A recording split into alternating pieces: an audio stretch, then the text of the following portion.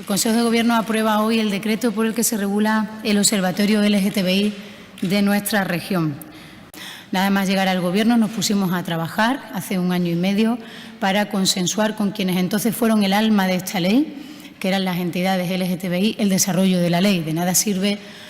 haber hecho la ley con las entidades para que ahora en su desarrollo no contemos con ella. En definitiva, el decreto que hoy aprobamos, que regula el Observatorio LGTBI, ha sido consensuado con las organizaciones LGTBI de la región y con otras entidades que entrarán a formar parte de este observatorio. Regulamos hoy su estructura, su composición, su funcionamiento, constituyéndose en un órgano colegiado, consultivo y de participación social en materia de los derechos de las personas LGTBI de nuestra región, para que sus derechos estén garantizados en Extremadura y para que luchemos a través de este instrumento, el Observatorio LGTBI, contra la homofobia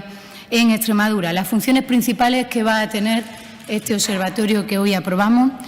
serán las de realizar estudios, propuestas y recomendaciones en materia de normas y políticas públicas para garantizar los derechos de las personas LGTBI de Extremadura y también, muy importante, promover la transversalidad del enfoque de los derechos de las personas LGTBI en la propia acción del Gobierno y en la toma en consideración de las políticas públicas que afecten al conjunto de los ciudadanos.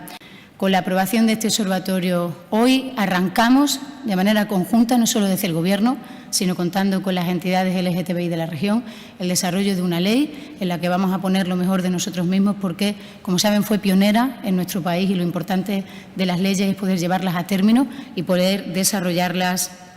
y aplicarlas a las decisiones y a las políticas públicas.